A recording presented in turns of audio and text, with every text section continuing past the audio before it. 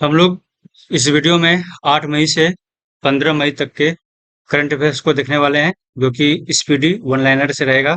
हम लोग कुछ एक्स्ट्रा पॉइंट के साथ इन चीजों को देखेंगे। तो शुरू करते हैं। 8 मई 2024 को वायुसेना ने नैनीताल के जंगलों में लगी आग को बुझाने के लिए कौन सा ऑपरेशन शुरू किया है? तो वायुसेना ने कौन सा ऑपरेशन शुरू किया है? बॉम्बी बकेट। बॉम्बी बकेट शुरू किया है। तो कहाँ के जंगलों में आग लगी है? तो नैनीताल के जंगलों में। नैनीताल कहाँ है? उत्तराखंड में। ठीक है। और उत्तराखंड के सीएम कौन है अभी? पुष्कर सिंह धामी। उत्तराखंड के सीएम पुष्कर सिंह धामी। और उत्तराखंड राज्य की स्थापना कब हुई है? 2000 ईस्वी में। और इसी वर्ष छत्तीसगढ़ और राजस्थान की भी स्थापना हुई थी। तो 2000 ईस्वी में छत्तीसगढ़ और राजस्थान के साथ साथ उत्तराखंड राज्य का भी निर्माण हुआ था। नेक्स्ट आइए। किसने अपना पहला स्नूकर विश्व खिताब जीता है? तो स्नूकर विश्व खिताब किसने जीता है? काइरेन विल्सन ने। काइरेन विल्सन ने अपना पहला स्नूकर विश्व कप खिताब जीता है। और भारत के प्रसिद्ध स्नूकर खिलाड़ी कौन है? एक पंकज अडवाणी। पंकज अडवाणी कौन सा खेल खेलते हैं? स्नूकर। तो ये भारतीय हैं। नेक्स्ट आइए। 8 मई 2024 को किस देश ने तनाव के बीच सामरिक परमाणु हथियार अभ्यास की घोषणा की है? तो तनाव के बीच मतलब अभी जो यूक्रेन और रूस का युद्ध चल रहा है, इस बीच में रूस ने क्या बोला है? रूस ने बोला है कि वो परमाणु हथियार का अभ्यास करेगा। तो आप लोगों को पता होना चाहिए कि परमाणु हथियार का इस्तेमाल नहीं हो विश्व में, इसके लिए वैश्विक स्तर पर नेताओं ने कुछ प्रयास किए हैं, जिसमें एक है परमाणु अप्रसार संधि, दूसरा है परमाणु परीक्षण प्रतिबंध संधि। ये दोनों प्रतिबंध मतलब ये दोनों जो संधि है, ये दोनों संधि परमाणु जो बम बनाया जाता है उसके प्रसार पर रोक लगाने के लिए बनाया गया है। अगर बोला जाए कि परमाणु हथियार के मामले में सबसे ज्यादा यानी कि सबसे शीर्ष पर कौन है? रूस। तो रूस के पास परमाणु हथियार सर्वाधिक है। उसके बाद सेकंड स्थान पर अमेरिका। चलिए नेक्स्ट क्वेश्चन आते हैं।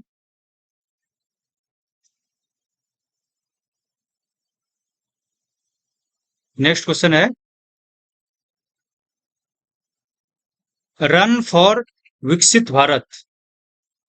तो रन फॉर विकसित भारत मैराथन का आयोजन कहाँ किया गया? रन फॉर विकसित भारत मैराथन का आयोजन दिल्ली में किया गया। कहाँ?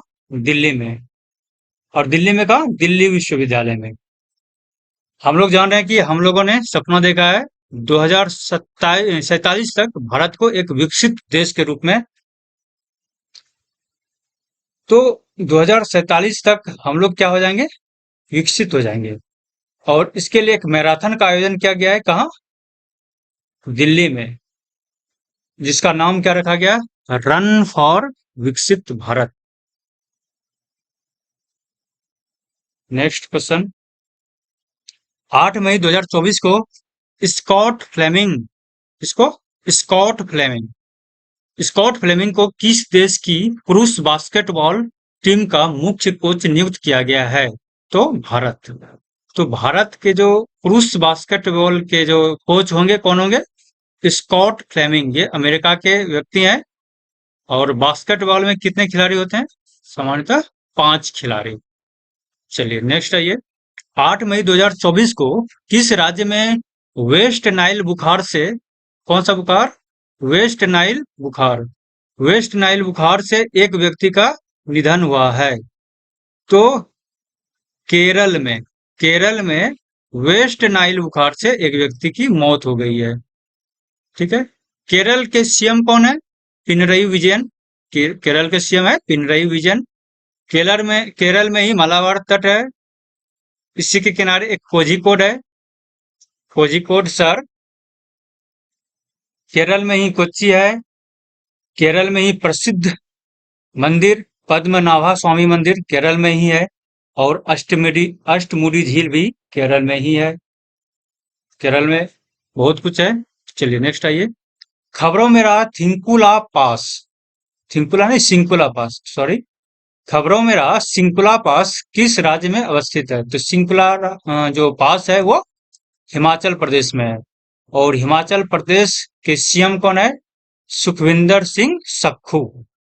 हिमाचल प्रदेश और लद्दाख के बीच में जो है ना, ये मार्ग प्रदान करेगा सिंकुला पास। तो सिंकुला पास से होकर हिमाचल से कहाँ जाना है? लद्दाख। हिमाचल में जो शिमला है, शिमला को ग्रीष्मकालीन राजधानी बनाया गया है, और धर्मशाला को हिमाचल प्रदेश की मतलब कि शीतकाल में राजधानी बनाया गया है, धर्मशाला को। तो ग्रीष्मकाल की राजधानी शिमला हिमाचल प्रदेश की, और हिमाचल प्रदेश की शीतकालीन राजधानी धर्मशाला। हिमाचल प्रदेश में सिंकुला पास के अलावा और कौन कौन से पास हैं? सिपकिला है, रोहतांग दर्रा, और बारालाचा दर्रा। ये कहाँ है? हिमाचल प्रदेश में। शहर में देखें तो शिमला, कुल्लू, डलहौजी, ये महत्वपूर्ण पर्यटक स्थल, ये भी कहाँ है? हिमाचल प्रदेश में है। अब नेक्स्ट आते हैं, किस देश में माता तीर्थ औंसी उत्सव मनाया जाता है? तो माता तीर्थ औंसी उत्सव मनाया जाता है कहाँ? नेपाल में। नेपाल के नेपाल की राजधानी कहाँ है? नेपाल की राजधानी काठमांडू। अभी पीएम कौन है नेपाल के? रामचंद्र पौडेल। रामचंद्र पौडेल कहाँ के पीएम है? नेपाल के।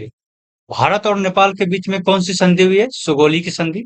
कब हुई थी सुगौली की संधि? 1816 ईस्वी में, भारत और नेपाल के बीच में। नेक्स्ट आइए। वैश्विक प्रेषण में दुनिया का पहला देश कौन बना है? तो भारत। वैश्विक प्रेषण, प्रेषण क्या होता है? कि भारत से बहुत सारे लोग विदेश में जाके काम करते हैं, वहां से वो पैसा भेजते हैं। वो जो पैसा भेजते हैं तो उसी को क्या बोला जाता है? प्रेषण। तो प्रेषण के मामले में दुनिया का सर्वप्रथम देश कौन बना? देखिए, सर्वोच्च देश भारत, शीर्ष देश, जो कि प्रेषण के मामले में सर्वाधिक है। तो कितना प्रेषण भेज रहा है भारतीय लोग? तो 120 dollar, billion dollar, 120 billion dollar भेज रहा है भारतीय लोग। और यह जो प्रेषण जो आ रहा है, ये जीडीपी का, हमारे जीडीपी का कितना प्रतिशत है? 3.4% लगभग। यानी कि 120 बिलियन डॉलर हमारे जीडीपी का कितना हो गया? 3.4%। 9 मई 2024 को किसे global pride of Sindhi award 2024 से सम्मानित किया गया है? तो पवन सिंधी को। पवन सिंधी को कौन सा अवार्ड दिया गया? Global pride of Sindhi award. Next आइए। 9 मई 2024 को किस देश की कंपनी ने मोमबत्ती के मोम से चलने वाले रॉकेट का परीक्षण किया है? तो मोमबत्ती के मोम से चलने वाले रॉकेट का परीक्षण क्या है? जर्मनी की कंपनी, ठीक ना। इस रॉकेट का नाम क्या है? SR-75। और उस कंपनी का नाम क्या है? High impulse. High impulse company है। इसने एक रॉकेट का निर्माण किया है, उस रॉकेट का नाम है SR-75। ये जो रॉकेट है, ये किससे चलेगा? मोमबत्ती के मोम से चलेगा। और मोम और तरल ऑक्सीजन जो है इसका ईंधन होगा। मोम या पैराफिन और प्लस तरल ऑक्सीजन, ईंधन के रूप में किसका इस्तेमाल? मोम या पैराफिन प्लस तरल ऑक्सीजन, किसका इस्तेमाल करेगा? मोम और तरल ऑक्सीजन का। हम जानते हैं मोमबत्ती अगर जलता है, मोमबत्ती अगर जले तो वो कौन सा अभिक्रिया होता है? रासायनिक अभिक्रिया। अगर मोमबत्ती पिघलता है तो इसे बोलेंगे भौतिक परिवर्तन। तो जलना हो गया रासायनिक परिवर्तन, और पिघलना हुआ भौतिक परिवर्तन। चलिए नेक्स्ट आइए। गूगल ने वॉलेट ऐप किस देश में लॉन्च किया है? तो बहुत सारे देश में गूगल ने लॉन्च किया है। हाल फिलहाल गूगल ने भारत में लॉन्च किया है कौन सा ऐप? Wallet app. इस वॉलेट ऐप में आप क्या रख सकते हैं? टिकट पास रख सकते हैं, बोर्डिंग पास रख सकते हैं। जैसे ई कॉमर्स पे आपको अवार्ड मिलता है, वाउचर मिलता है, तो ये सब भी आप इस वॉलेट ऐप में रख सकते हैं। अभी फिलहाल यूपीआई पेमेंट इस वॉलेट ऐप से नहीं होगा। गूगल के लिए पेमेंट का जो एप्लीकेशन है वो गूगल पे है, हम लोग जानते हैं। और ये जो वॉलेट ऐप है, वॉलेट ऐप से ऐप पे केवल आप स्टोर करके रख सकते हैं। क्या क्या स्टोर करके रखेंगे? टिकट पास, बोर्डिंग पास, ई कॉमर्स का कोई अवार्ड मिला है तो वो आप मतलब कि स्टोर करके रख सकते हैं इस पर। और वाचर कोई भी वाचर, ये भी आप इस पे स्टोर करके रख सकते हैं। तो गूगल वॉलेट ऐप किस देश में लॉन्च किया गया है? तो भारत में। नेक्स्ट आइए। 9 मई 2024 को विश्व के तीसरे सबसे बड़े ऊर्जा जनरेटर के रूप में भारत ने किस देश को पीछे छोड़ा है? तो जापान को पीछे छोड़ दिया है। ऊर्जा जनरेटर मतलब कि ऊर्जा उत्पादन कर्ता के रूप में भारत का स्थान हो गया है तीसरा।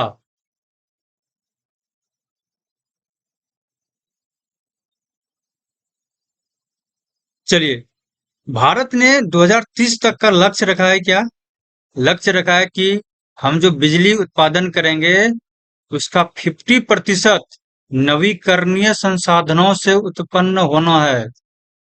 नवीकरणीय संसाधन मतलब सौर ऊर्जा, पवन ऊर्जा, भूतापीय ऊर्जा, इन सभी चीजों से ये सब क्या है? नवीकरणीय संसाधन। इनसे हम 50% बिजली उत्पन्न करेंगे। कब तक? 2030 तक, ये हमारा लक्ष्य है।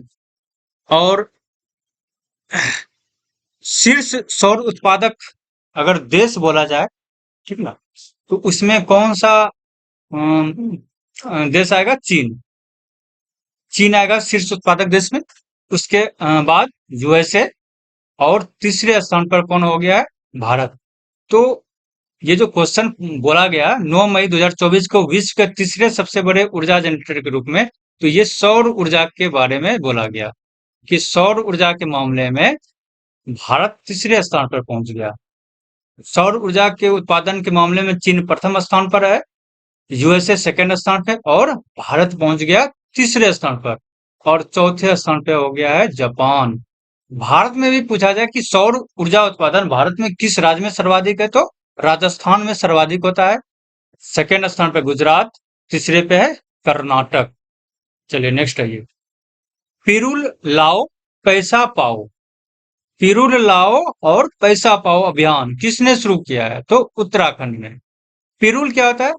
चीड़ जो वृक्ष होता है उसकी पत्तियां जब सूख जाती है तो वो अत्यधिक ज्वलनशील हो जाती है। तो ज्वलनशील होने के कारण यह जंगल में आग लगने का एक कारण बन जाता है। तो जंगल में आग लगने से रोकने के लिए ये अभियान चालू किया गया है, पिरूल लाओ और पैसे पाओ अभियान। कौन सा राज्य किया है शुरू? उत्तराखंड ने। इसके सीएम कौन है? पुष्कर सिंह धामी। नेक्स्ट आइए। 9 मई 2024 को जारी वेल्थिएस्ट सिटीज यानी कि सबसे अमीर सिटीज रिपोर्ट 2024 में विश्व में सबसे अमीर शहर किसे घोषित किया? वेल्थिएस्ट सिटी में सबसे अमीर है न्यूयॉर्क। न्यूयॉर्क के शहर के लोगों की जो आमदनी है, यानी कि संपत्ति बोला जाए तो 3 ट्रिलियन डॉलर, 3 ट्रिलियन डॉलर। और ये जो वेल्थिएस्ट सिटी रिपोर्ट जारी किया है, किसने जारी किया है? हेनले एंड पार्टनर्स ने जारी किया है। तो सबसे अमीर शहर कौन सा हो गया? न्यूयॉर्क। और न्यूयॉर्क शहर में लोगों की संपत्ति कुल कितनी है? 3 ट्रिलियन डॉलर। नेक्स्ट आइए। 10 मई 2024 को भारत फ्रांसीसी सैन्य अभ्यास शक्ति 2024 कहाँ आयोजित किया गया? तो मेघालय में। मेघालय में आयोजित किया गया। मेघालय के उमरोई में। मेघालय के उमरोई में आयोजित किया गया भारत फ्रांसीसी सैन्य अभ्यास का नाम, जिसका नाम है शक्ति। भारत और फ्रांस के बीच में नौसेना जो अभ्यास होता है उसका नाम क्या है? वरुण। और भारत और फ्रांस के बीच में वायुसेना का जो अभ्यास होता है उसका नाम क्या है? गरुड़। तो गरुड़ से एक याद आया कि गरुड़ शक्ति जो है, गरुड़ शक्ति भारत किसके साथ मतलब कि अभ्यास करता है? इंडोनेशिया के साथ। इंडोनेशिया के साथ। तो बोला जाएगा कि सिर्फ अगर बोला जाएगा कि गरुड़ किसके साथ, तो वायुसेना के साथ, फ्रांस के साथ वायुसेना का यह अभ्यास है। और गरुड़ शक्ति बोला गया तो इंडोनेशिया के साथ, भारत और इंडोनेशिया। नेक्स्ट आइए। 10 मई 2024 को CDS General Anil Chauhan, CDS कौन है अभी? जनरल अनिल चौहान की अध्यक्षता में त्रिसेवा सम्मेलन परिवर्तन चिंतन, ये एक त्रिसेवा सम्मेलन है, इसका नाम क्या रखा गया? परिवर्तन चिंतन। ये कहाँ आयोजित हुआ? तो परिवर्तन चिंतन कहाँ आयोजित हुआ? नई दिल्ली में। नई दिल्ली में आयोजित हुआ। यानी कि इसका कार्य क्या है? ये कार्य क्या है कि जो सेना के 3 अंग है उसमें समरसता लाने के, थल सेना, जल सेना, वायु सेना, ये तीनों सेना में क्या लाना है? संयुक्तता, समरसता, एकीकरण, इसका लाने का प्रयास किया जा रहा है, ताकि जरूरत पड़ने पर एक ही साथ थल, जल, वायु सेना में समन्वय स्थापित किया जा सके युद्ध के समय। नेक्स्ट आइए। 10 मई 2024 को किस देश के खिलाड़ी कॉलिन मुनरो ने अंतरराष्ट्रीय क्रिकेट से संन्यास लेने की घोषणा की है? तो न्यूजीलैंड। तो न्यूजीलैंड के खिलाड़ी हैं कॉलिन मुनरो, इसने क्या किया है? क्रिकेट से संन्यास लेने की घोषणा किया है। नेक्स्ट आइए। 10 मई 2024 को किसने मिस टीन यूएसए 2023 का खिताब लौटा दिया? तो भारतीय मूल की उमा सोफिया श्रीवास्तव। क्या नाम है? उमा सोफिया श्रीवास्तव। इन्होंने क्या किया कि मिस टीन यूएसए अवार्ड को लौटा दिया। और मिस यूएसए अवार्ड भी 2023 मिला था किनको? नोएलिया बोइगट। नोएलिया बोइगट जो है, इसको कौन सा खिताब मिला था? Miss USA 2023। इन्होंने भी क्या किया? इन्होंने भी अपना अवार्ड लौटा दिया। तो 2 लोगों ने अवार्ड को लौटा दिया। जो मिस यूएसए 2023 बनी थी, नोएलिया बोइगट, इन्होंने भी अपना अवार्ड लौटा दिया। और मिस टीन यूएसए जो बनी थी, उमा सोफिया श्रीवास्तव, इन्होंने भी अपना अवार्ड यानी कि खिताब लौटा दिया। चलिए नेक्स्ट आइए। 10 मई 2024 को जापान के राजदूत ने भारत में कहा शांति स्मारक का उद्घाटन किया? तो शांति स्मारक का उद्घाटन किया नागालैंड में, जापान के राजदूत ने। नागालैंड में कहा? कोहिमा में। नागालैंड का जो सीएम है, नागालैंड के सीएम कौन है? नेफ्यू रियो। नागालैंड के सीएम है नेफ्यू रियो। नागालैंड कब राज्य बना था? 1963 में 16वां राज्य बना था भारत का। और नागालैंड का जो राजभाषा है, राजकीय भाषा, वो है अंग्रेजी, क्योंकि यहाँ 88% आबादी लगभग ईसाई है, ईसाई आबादी है नागालैंड में। चलिए नेक्स्ट आइए। भारतीय नौसेना के चीफ ऑफ पर्सनल कौन बने हैं?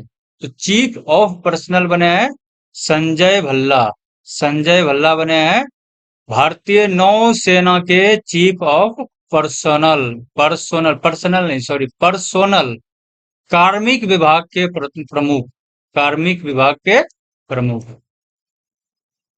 नेक्स्ट आइए। 11 मई 2024 को हवा से CO2 निकालने का दुनिया का सबसे बड़ा संयंत्र कहाँ खोला गया? तो आइसलैंड में खोला गया। यानी कि हवा से कार्बन डाइऑक्साइड को लेकर इसको मिट्टी में भूमिगत कर दिया जाएगा। तो ये जो टेक्निक है, DAC टेक्निक कहलाता है। DAC, डायरेक्ट एयर कैप्चर, यानी कि डायरेक्ट एयर से आप कैप्चर कीजिए। किसको? वायु से किसको कैप्चर करना है? कार्बन को। और कार्बन को कैप्चर करके भूमिगत कर देना, चट्टान के रूप में इसको परिवर्तित कर देना है और जमीन के नीचे डाल देना है। ठीक है। इसी तकनीक से एक संयंत्र खोला गया है। कहाँ संयंत्र खोला गया है? आइसलैंड में। और इस संयंत्र का नाम है मैमथ। और ये जो संयंत्र चलेगा, इसको जो ऊर्जा प्राप्त होगा, ये भूतापीय ऊर्जा प्राप्त होगा। भूताप से ये ऊर्जा प्राप्त करेगा, और जिसका नाम है मैमथ। इस संयंत्र का नाम मैमथ है। ये क्या करेगा? कार्बन डाइऑक्साइड को वायु से कैप्चर करेगा, उसको चट्टान के रूप में परिवर्तित कर भूमिगत कर दिया जाएगा और इस प्रकार से वायु साफ हो जाएगा। चलिए नेक्स्ट है, ये चर्चा में रहा सोनाई रूपाई वन्य जीव अभयारण्य किस राज्य में है? तो असम में है। सोनाई रूपाई वन्य जीव अभयारण्य कहाँ है? असम में है।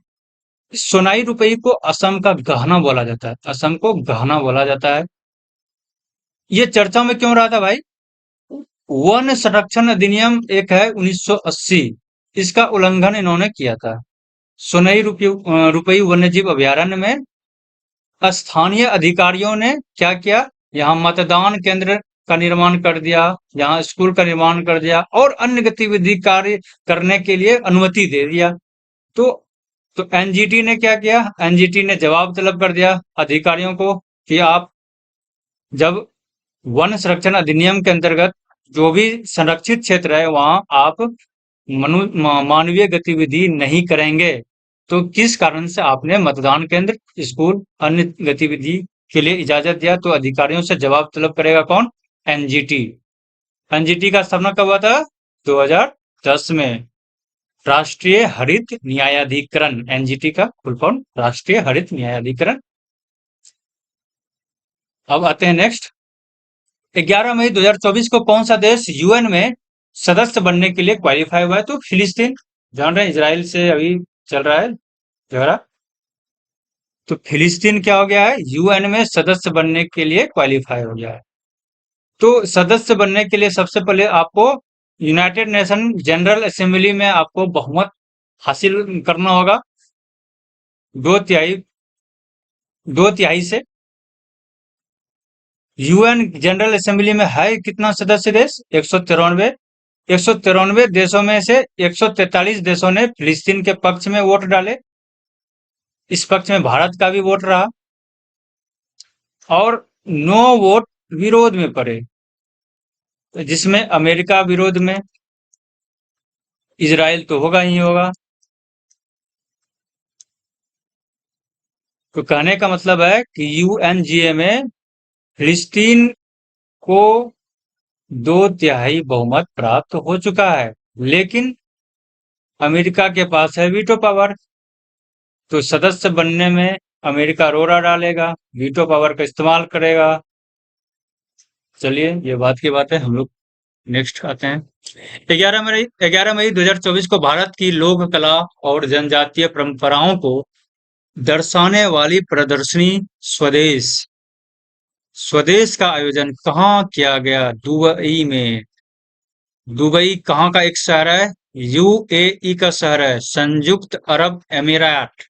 संयुक्त अरब अमीरात का शहर है दुबई, और यूएई का जो कैपिटल है अबू धाबी, और यूएई का जो मुद्रा है दिरहम।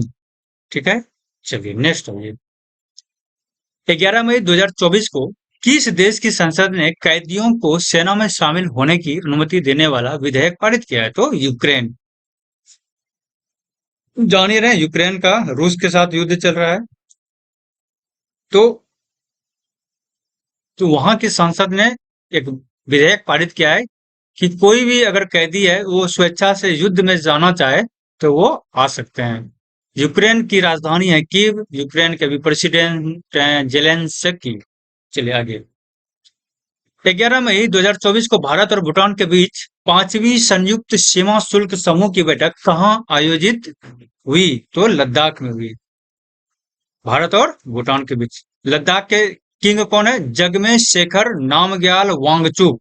लद्दाख में है पेंगोंग झील, लद्दाख में है नुब्रा घाटी, लद्दाख में है खारदुंगला दर्रा, और यही है भारत का सबसे बड़ा शीत मरुस्थल। नेक्स्ट आइए। 12 मई 2024 को किस संगठन ने महिलाओं के खिलाफ हिंसा से निपटने के लिए पहला कानून अपनाया है? तो यूरोपीय संघ ने महिलाओं के खिलाफ हिंसा से निपटने के लिए पहला कानून अपनाया है। यूरोपीय संघ में कितने देश हैं? 27 देश है। यूरोपीय संघ का निर्माण कब हुआ था? 1 नवंबर 1993। और यूरोपीय संघ का मुख्यालय कहाँ है? ब्रुसेल्स बेल्जियम की राजधानी। खबरों में रहा ग्लाइप्टोथोरैक्स पुण्यव्रताई किसकी एक प्रजाति है? तो कैटफिश की प्रजाति है। कैटफिश को हम लोग देसी भाषा में मांगुर मछली बोलते हैं। नेक्स्ट आइए, 22वीं एशियाई स्क्वैश चैंपियनशिप का आयोजन कहाँ किया गया? तो स्क्वैश चैंपियनशिप का आयोजन किया गया है चीन में। अब भारतीय टीम का नेतृत्व किसने किया? वेलावन सेंथिल कुमार। महिला टीम, पुरुष टीम, महिला टीम का कौन? रथिका सीलन। महिला टीम का जो नेतृत्व करता है कौन थी? रथिका सीलन। और पुरुष टीम के जो नेतृत्व करता है वेलावन सेंथिल कुमार, एशियाई स्क्वैश चैंपियनशिप में। नेक्स्ट आइए, 12 मई 2024 को खबरों में रहा, पायरेनीज पर्वत किन दो देशों के बीच प्राकृतिक सीमा बनाता है? तो स्पेन और फ्रांस के बीच। भारत और म्यांमार के बीच कौन सा पर्वत सीमा बनाता है? अराकान योमा, जानते ही हैं। 12 मई 2024 को पाकिस्तान ने किस देश के सहयोग से अपना पहला चंद्र मिशन आईक्यूब कमर लॉन्च किया है? तो चीन के सहयोग से। चीन का एक मिशन है चांग ई 6, इसी का एक हिस्सा है आई क्यूब कमर। आई क्यूब कमर है पाकिस्तान का उपग्रह। तो चांग ई मिशन के तहत इन्होंने पाकिस्तान के उपग्रह को अंतरिक्ष में छोड़ा। नेक्स्ट आइए, 12 मई 2024 को किसने AIMS के लिए दुनिया का पहला ISO प्रमाणन प्राप्त किया है? तो AIMS, AIMS का मतलब AIMS का मतलब हुआ AI, artificial intelligence management system. तो आर्टिफिशियल इंटेलिजेंस मैनेजमेंट सिस्टम से संबंधित दुनिया का पहला ISO सर्टिफिकेट किसने प्राप्त किया? इन्फोसिस। इन्फोसिस IT कंपनी है। ISO का मतलब International Organization for Standardization. Next आइए, Doha Diamond League. Doha Diamond League में नीरज चोपड़ा ने कौन सा पदक जीता? तो सिल्वर। और विजेता कौन थे दोहा डायमंड लीग के? जैकब वाल्डेज।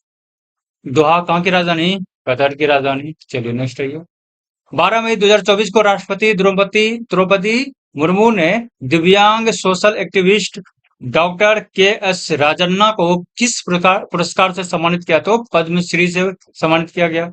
भारत का सर्वोच्च पुरस्कार है भारत रत्न, उसके बाद पद्म विभूषण, उसके बाद पद्म भूषण और चौथे स्थान पे पद्मश्री। नेक्स्ट आइए, 12 मई 2024 को किस देश के पर्वतारोही कामी रीटा शेरपा ने माउंट एवरेस्ट पर सर्वाधिक बार चढ़ने का विश्व रिकॉर्ड बनाया? तो नेपाल। तो नेपाल के पर्वतारोही हैं कामी रीटा शेरपा। इन्होंने सर्वाधिक 30 बार एवरेस्ट पर चढ़ाई करके एक विश्व रिकॉर्ड बना दिया है। सर्वप्रथम एवरेस्ट पर चढ़ाई किसने करी थी? तो 1953 में तेनजिंग नोर्गे और एडमंड हिलेरी ने। चलिए नेक्स्ट आइए, 12 मई 2024 को कृषि और किसान कल्याण मंत्रालय ने किस स्थान पर कृषि एकीकृत कमान और नियंत्रण केंद्र का उद्घाटन किया है? तो नई दिल्ली में। ठीक है, कृषि एकीकृत कमान और नियंत्रण केंद्र का उद्घाटन कहाँ किया गया है? नई दिल्ली में। नेक्स्ट आइए, 13 मई 2024 को किसने 30वां सुल्तान अजलान शाह ट्रॉफी जीता? तो जापान ने जीता। कौन सा trophy? Sultan Azlan Shah trophy. किस खेल से संबंधित है यह ट्रॉफी? हॉकी से। किसने जीता? जापान ने। नेक्स्ट आइए, सुपर बैट रैपिड और ब्लिट्ज टूर्नामेंट किसने जीता? मैग्नस कार्लसन ने। ये कहाँ हुआ? पोलैंड में हुआ था। और भारत के जो अर्जुन एरिगेसी है इसमें 5वें स्थान पर थे अर्जुन एरिगेसी। 13 मई 2024 को इदा सिसा नोंगरांग किस राज्य की पहली महिला पुलिस महानिदेशक नियुक्त हुई? पुलिस महानिदेशक DGP बनी है। कहाँ की? मेघालय की। क्या नाम है? इदा सिसा नोंगरांग। ये खासी जनजाति से बिलोंग करती हैं और मेघालय की बनी है DGP। नेक्स्ट आइए, 13 मई 2024 को किसे कनाडा के मैकगिल यूनिवर्सिटी में मानद डॉक्टरेट की उपाधि से सम्मानित किया गया? तो डॉक्टर सौम्या स्वामीनाथन। सौम्या स्वामीनाथन को मैकगिल यूनिवर्सिटी में मानद डॉक्टरेट की उपाधि से सम्मानित किया गया। डॉक्टर सौम्या स्वामीनाथन है कौन? डब्ल्यू एच ओ के मुख्य वैज्ञानिक हैं ये, सौम्या स्वामीनाथन। चलिए नेक्स्ट है। 13 मई 2024 को भारत और किस देश ने शाहिद बेहिश्ती बंदरगाह के संचालन के लिए दीर्घकालिक समझौते पर हस्ताक्षर किए हैं? तो ईरान, क्योंकि जो चाबहार बंदरगाह ईरान में, उसी का एक टर्मिनल है शाहिद बेहिश्ती। तो समझ में आ गया। तो ईरान के साथ समझौता किया भारत ने इससे, इसको लेकर। नेक्स्ट है ये,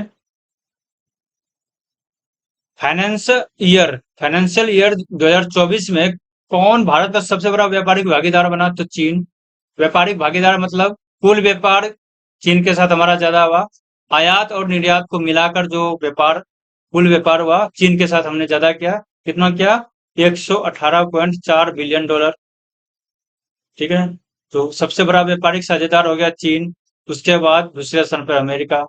पहले अमेरिका पहले स्थान पर रहा करता था, इस वर्ष चीन। चीन के साथ हमारा आयात कम होता है, निर्यात नहीं, आयात ज्यादा होता है। ठीक है ना। निर्यात हम लोग कम करते हैं। चीन चीन के साथ हमारा व्यापार घटा चलता है। चलिए नेक्स्ट। 14 मई 2024 को गोला फेंक स्पर्धा में राष्ट्रीय रिकॉर्ड बनाने वाली एकमात्र खिलाड़ी कौन बनी है? तो आभा खदुआ। आभा खदुआ कौन के हैं? महाराष्ट्र की है। तो गोला फेंक स्पर्धा कौन सा कप हो रहा था? National federation cup. इसी कप में गोला फेंक स्पर्धा जब हुआ, उसमें आभा खदुआ ने गोला फेंक स्पर्धा में क्या बनाया? राष्ट्रीय रिकॉर्ड बनाया। आभा खदुआ कहाँ की है? महाराष्ट्र की है। किस देश के क्रिकेटर जेम्स एंडरसन ने संन्यास की घोषणा की? तो इंग्लैंड के हैं, जान ही रहे हैं, जेम्स एंडरसन ने संन्यास की घोषणा कर दी। 14 मई 2024 को ओलंपिक के लिए क्वालिफाई करने वाले पहले भारतीय पुरुष पहलवान कौन बने थे? अमन सहरावत। पेरिस ओलंपिक क्वालिफाई करने वाले पहले पहलवान बने थे अमन सहरावत। और इसने कांस्य भी जीता इस ओलंपिक में, पेरिस ओलंपिक में। चलो नेक्स्ट है।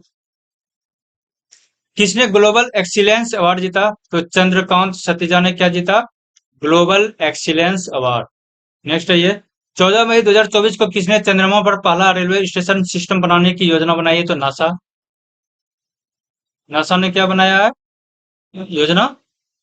चंद्रमा पर पहला रेलवे स्टेशन सिस्टम, जिसका नाम रखा गया फ्लोट, इसको विकसित करने का योजना बनाया है। फ्लोट क्या है? चंद्रमा पर पहला रेलवे स्टेशन सिस्टम। नासा का एक मिशन है मून टू मार्स, यानी कि आप पहले मून पे जाइए, मून से आपको कहां जाना है? मार्स पर। ये जो मिशन है ये नासा का है। इसी के तहत चंद्रमा पर इन्होंने पहला रेलवे स्टेशन सिस्टम बनाने की योजना बनाई है, जिसका नाम फ्लोट रखा गया। नेक्स्ट है ये। भारत के 50वें ग्रांड मास्टर कौन बने? पी श्याम निकल। पी श्याम निकल बने 85वें शतरंज ग्रैंड मास्टर। 14 मई 2024 को किस देश में सुअर की किडनी लगवाने वाले पहले व्यक्ति का निधन हुआ?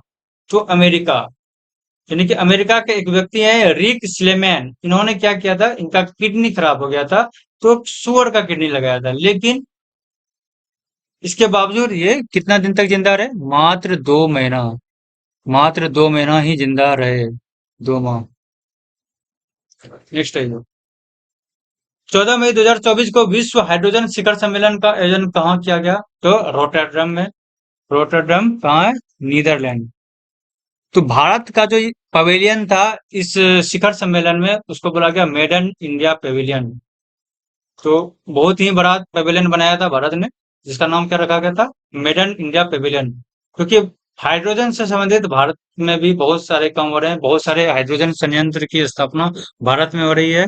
प्राइवेट कंपनियां भी और सरकारी कंपनियां भी इंटरेस्ट ले रही है हाइड्रोजन संयंत्र के स्थापना में।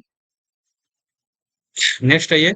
15 मई 2024 को देश की सबसे बड़ी कौशल प्रतियोगिता इंडिया स्किल्स 2024 का उद्घाटन कहाँ हुआ? तो नई दिल्ली में। किसने करवाया इस प्रतियोगिता को? राष्ट्रीय कौशल विकास निगम ने करवाया। कहाँ करवाया? नई दिल्ली में। ठीक है। चलिए नेक्स्ट है ये। 15 मई 2024 को नासा ने किसे अपना पहला चीफ एआई ऑफिसर यानी कि आर्टिफिशियल इंटेलिजेंस पर पहला चीफ ऑफिसर नियुक्त किया किसे? डेविड सेल्वाग निनी। तो डेविड सेल्वाग निनी को पहला चीफ एआई ऑफिसर नियुक्त किया। किसने नियुक्त किया? तो नासा के जो प्रशासक हैं बिल नेल्सन, इन्होंने ही इन्हें नियुक्त किया। नेक्स्ट है, ये किसे भारत की सबसे ऊंची सुरंग की मान्यता मिली? तो सेला सुरंग को भारत की सबसे ऊंची सुरंग की मान्यता मिली, सेला सुरंग। सेला सुरंग कहाँ है? अरुणाचल प्रदेश में है। ये गुवाहाटी से, यानी कि गुवाहाटी को तवांग से जोड़ेगा। गुवाहाटी असम है, गुवाहाटी असम में, और तवांग है अरुणाचल प्रदेश में। तो गुवाहाटी को तवांग से जोड़ेगा। भारत का शीर्ष उच्च शिक्षा संस्थान कौन बना? ए आईआईएम अहमदाबाद, यानी कि भारतीय प्रबंधन संस्थान Ahmedabad, Indian institute of management Ahmedabad, NIRF के 2024 के रैंकिंग में शीर्ष उच्च शिक्षा संस्थान बना है आईआईएम अहमदाबाद। किसे साहित्य अकादमी फेलोशिप से सम्मानित किया गया? तो रस्किन बॉन्ड को, जाने माने लेखक हैं रस्किन बॉन्ड। नेक्स्ट है, ये किसे यूनेस्को की memory of the world regional register में शामिल किया गया है? तो memory of the world regional register में किसको शामिल किया गया है? पंचतंत्र को, और रामचरितमानस को, और सहृदय लोकन को। पंचतंत्र की रचना विष्णु शर्मा ने, रामचरितमानस की रचना तुलसी ने, और सहृदय लोकन की रचना आचार्य आनंदवर्धन ने किया है। 15 मई 2024 को किसने टेबल टेनिस की वर्ल्ड रैंकिंग में टॉप 25 में जगह बनाई? तो मनिका बत्रा ने। चलिए आगे। 15 मई को 15 मई 2024 को भारतीय वायुसेना ने दुनिया के पहले एयरलिफ्ट पोर्टेबल अस्पताल भीष्म का सफल परीक्षण कहाँ किया? तो आगरा, यानी कि ये पोर्टेबल है, इसको उठा के एक जगह से दूसरी जगह हम कर सकते हैं। इस अस्पताल का नाम भीष्म रखा गया। इसका परीक्षण कहाँ किया गया? आगरा में। चलिए, ठीक है, धन्यवाद।